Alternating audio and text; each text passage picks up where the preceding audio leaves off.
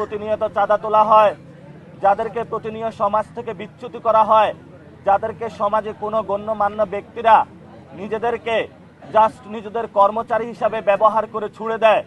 আল্লাহ, তারা তো মানুষ। যখন নামাজে আমরা একসাথ হই, আমাদের মধ্যে কে শ্রমিক, কে মজুর, কে বড়লোক, কে প্রধানমন্ত্রী, কে মন্ত্রী, সেটার কোনো বেদাই থাকে না।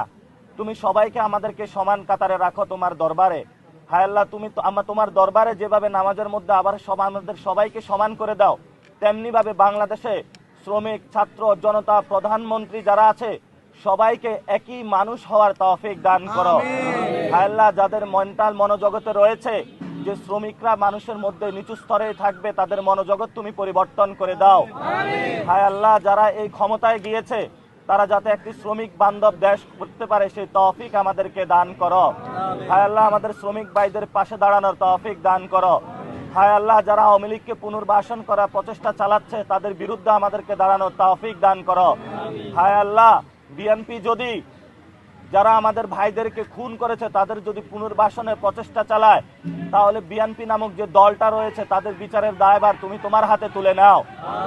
হায় আল্লাহ, যারা সংস্কারকে ভণ্ডুল করার প্রচেষ্টা চালাচ্ছে তাদেরকে তোমার প্ল্যান দিয়ে তাদেরকে ভণ্ডুল করে দাও তুমি। হায় আল্লাহ, যারা স্বরাষ্ট্রমন্ত্রী বর্তমানে হয়েছে শিলং ফেরত একজন নেতা, হায় আল্লাহ, তুমি তাকে তৌফিক দাও যাতে উনি শহীদ উসমান হাদি ভাইয়ের হত্যাকাণ্ডের বিচারটা বাংলাদেশের মাটিতে করতে পারে। হায় আল্লাহ, তুমি বাংলাদেশের মন্ত্রী, এমপি সবাইকে হেদায়েত দান করো যাতে আমরা একটি নতুন বাংলাদেশ গঠনের যে প্রতিশ্রুতি দিয়েছিলাম সেটা তারা বাস্তবায়ন করতে পারে।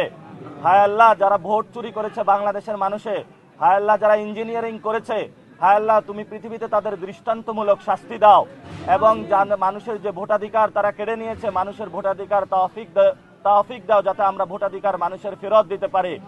হায় আল্লাহ, আমাদের অনেক সাংবাদিক ভাইদের উপরে চাকরি খেয়ে ফেলতেছে, আল্লাহ তুমি তৌফিক দাও যাতে হলো মনোজগৎ পরিবর্তন করে দাও যাতে মালিক পক্ষ তাদের চাকরি আর না খায়।